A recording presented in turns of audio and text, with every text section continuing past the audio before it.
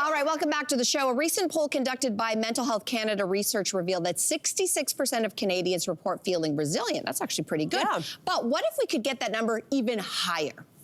It would be great. I think it's great. Our next guest is here to actually walk us through that exact thing. So please welcome to the show psychotherapist Joelle Lugassy. Welcome to the show. Hi. Welcome. So Joelle, let's talk about resiliency and why it is so important. For sure. So resiliency is one's ability to overcome and to cope with challenging situations that we might be facing in our life.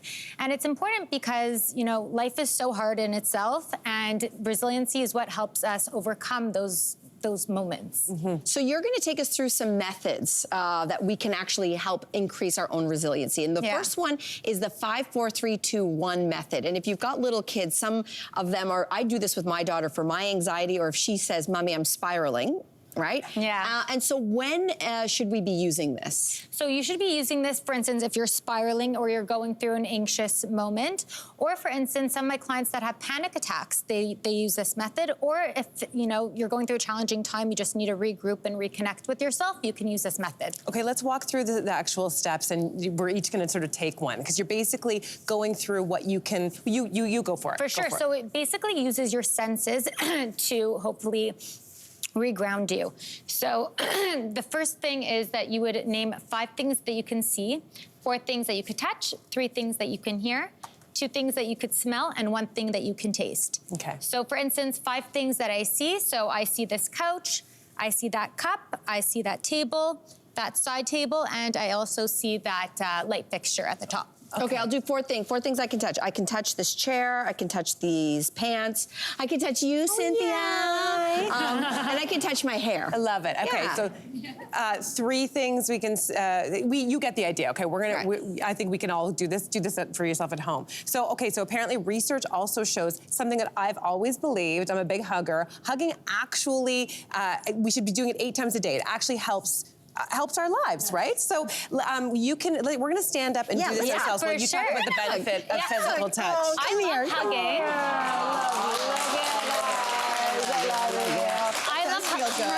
I love this one because hugging actually releases oxytocin, which is that, you know, feel-good love hormone. And the more we hug, the more we get that release.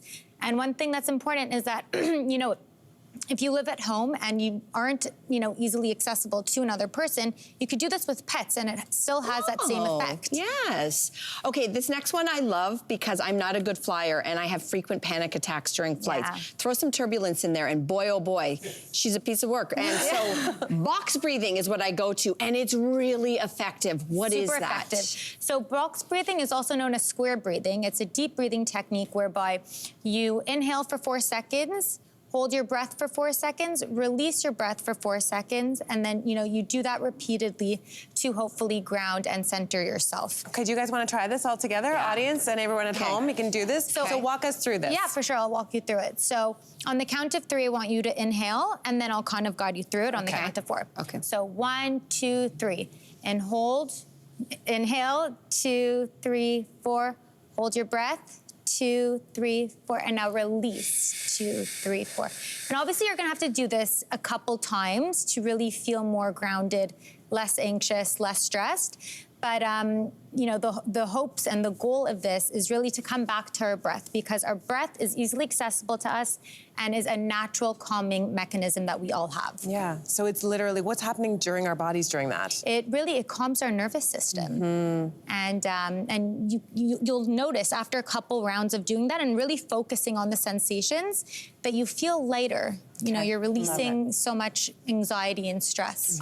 My therapist used to say, you can't sit and stand at the same time. Your body can't be anxious and relaxed at the same time, but you can teach it to be relaxed so you're not anxious. I love that. That's how I use it. I love that. Okay, the next one is low-cost resiliency, and this is positive self-talk. Yes. Now, positive affirmations. So, don't roll your eyes at the TV right now. Don't roll your eyes.